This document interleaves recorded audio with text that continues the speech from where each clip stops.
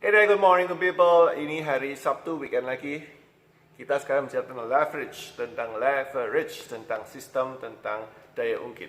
Nah, most likely people akan berpikir bahwa daya ungkit hanya berkisar tentang SOP, aturan main, tentang sistem yang lebih baku.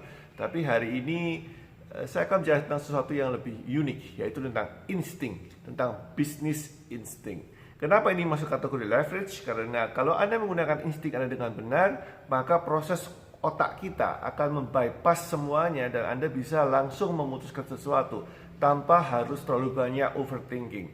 Nah, ini sangat membantu dan menyelamatkan atau menghemat waktu cukup banyak, ya. Itu keuntungan insting. Tapi tentu ada risikonya, ya. Jika insting Anda tidak berdasar dengan backup dengan data yang baik, Anda bisa celaka atau bisnisnya bisa mengalami kerugian. So, pertanyaannya adalah, bisakah kita menggunakan insting ini dengan lebih baik? Dan bagaimana kita bisa melatih insting ini sehingga lebih favoring, ya, lebih menolong kita, lebih baik daripada menjelekkan atau menjatuhkan kita. Bagaimana kita bisa melatih bisnis insting kita? Itu yang kita mau bahas sekarang.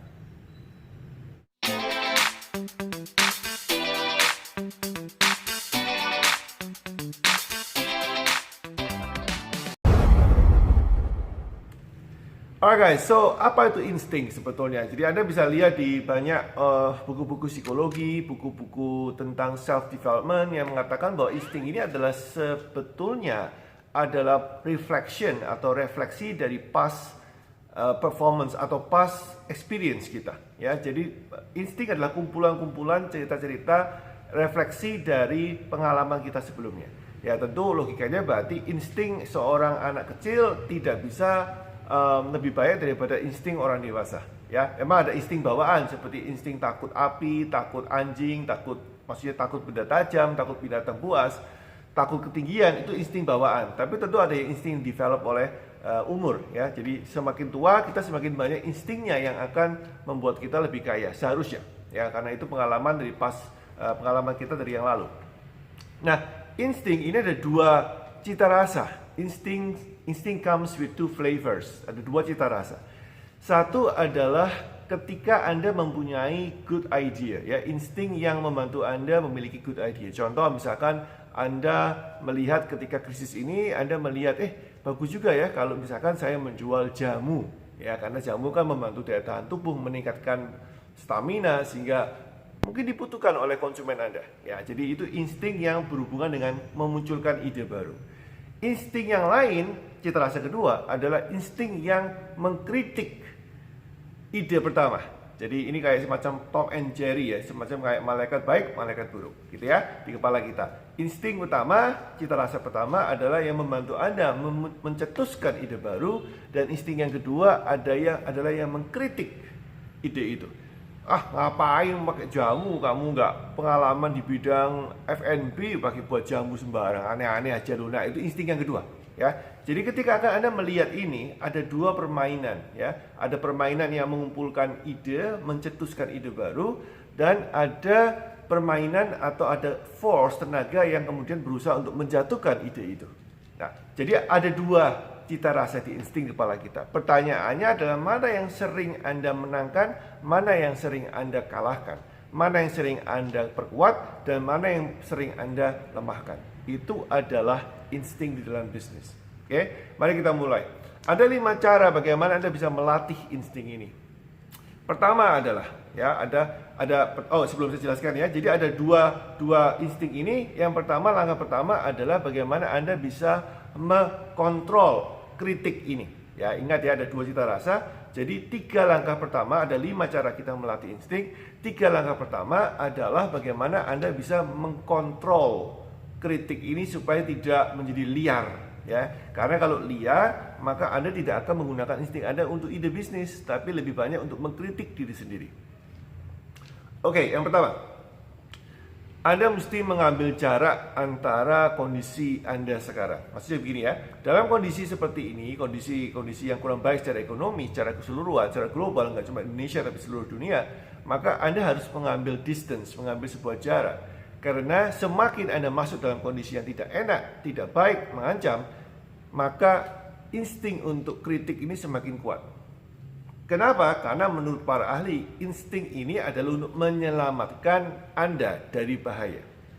Gitu ya. Jadi logikanya adalah kalau Anda dekat-dekat dengan bahaya, Anda semakin dekat dengan sumber bahaya tertentu, maka insting untuk menyelamatkan diri ini, untuk save yourself, itu semakin kuat dan semakin powerful. Ya, karena memang insting ini diciptakan oleh Yang Maha Kuasa, disematkan di DNA kita untuk menyelamatkan kita sehingga kita tidak mati, kira-kira begitu. Nah, jadi Anda mesti menjauhkan diri dari sumber krisis ini. Misalkan, jangan memikirkan ide baru ketika Anda dalam kondisi di dalam bisnis Anda. Ya, Anda mencari ide baru ketika Anda di luar bisnis Anda. Misalkan sedang olahraga di rumah, atau Anda sedang melakukan meditasi, atau Anda sedang melakukan merenung secara pribadi atau secara keagamaan. Teman-teman yang menjalankan ibadah puasa, Anda bisa lakukan ini ya ketika Anda sedang kontemplasi di pagi hari, sedang sujud, sedang setelah sembahyang.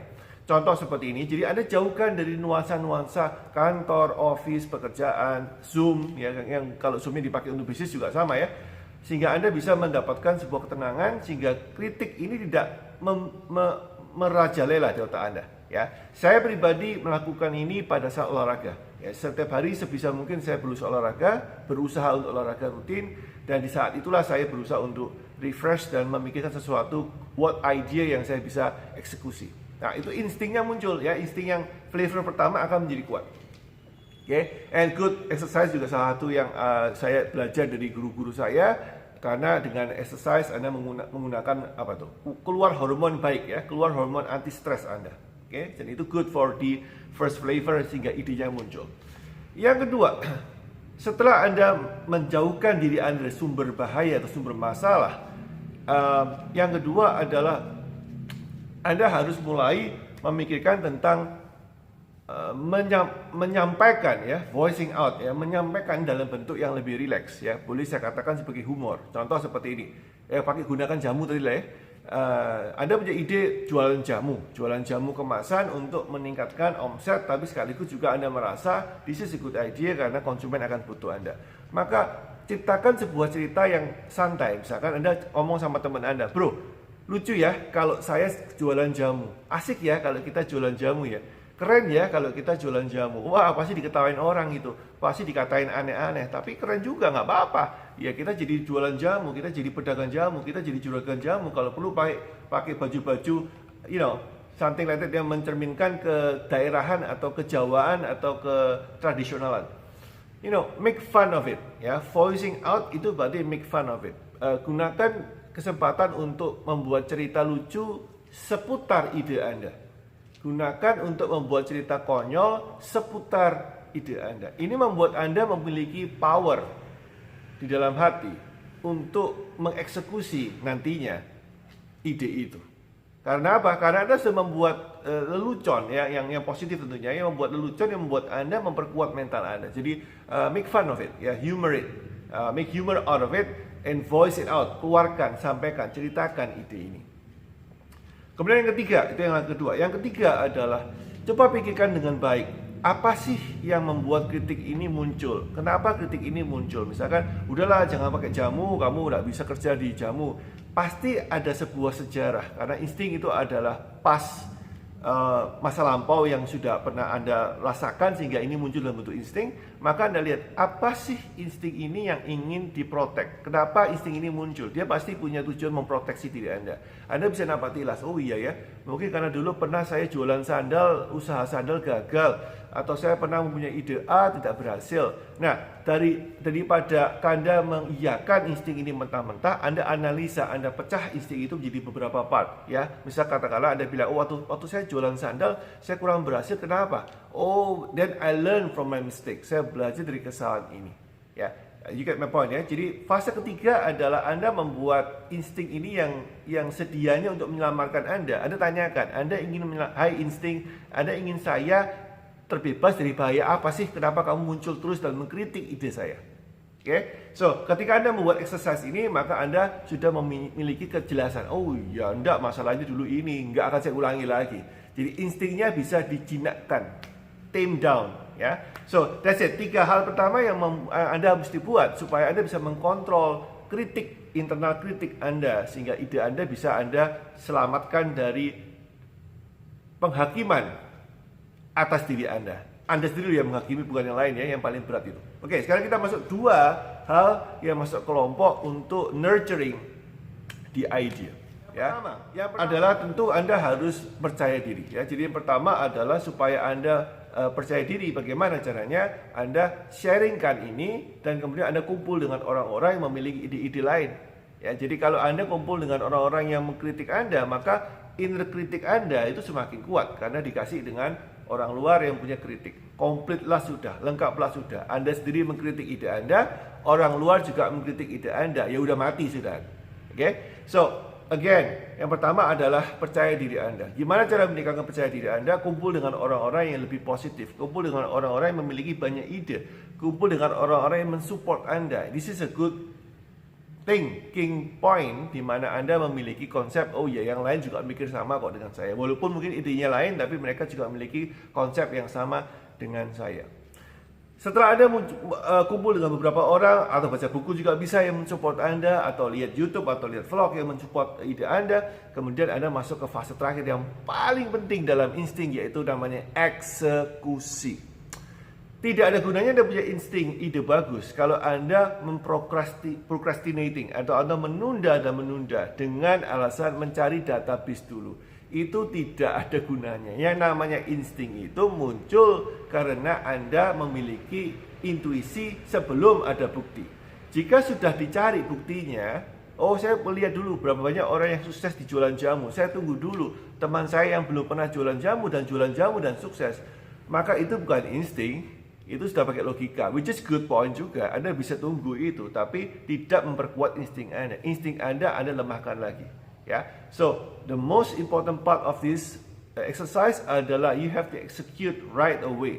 Do it small. Lakukan hal kecil ini sehingga insting Anda jadi semakin lama semakin terpupuk dan otot Anda untuk mengeluarkan ide baru, mengeluarkan solusi baru, memutuskan dengan lebih cepat itu akan terproses dan terpola di otak Anda. Ya, tadi munculkan sebuah konsep, akhirnya oke, ada masalah ini, saya bisa memutuskan lebih cepat. Tidak harus semuanya berhasil. Ada beberapa insting yang tidak baik, tentu belum tentu berhasil, tapi Anda bisa belajar from your mistake and gunakan proses ini yang ulang lagi ya. 3 pertama adalah untuk mengkontrol kritik Anda tidak menjadi liar, dan yang kedua adalah 2 terakhir adalah untuk memupuk kemampuan Anda untuk membuat ide yang lebih baik. Okay, that's it guys. See you tomorrow. Semoga ini bermanfaat. Semoga kita semua selamat dan cepat selesai ya krisis corona ini. See you tomorrow. Stay safe, stay healthy my friend. Boom.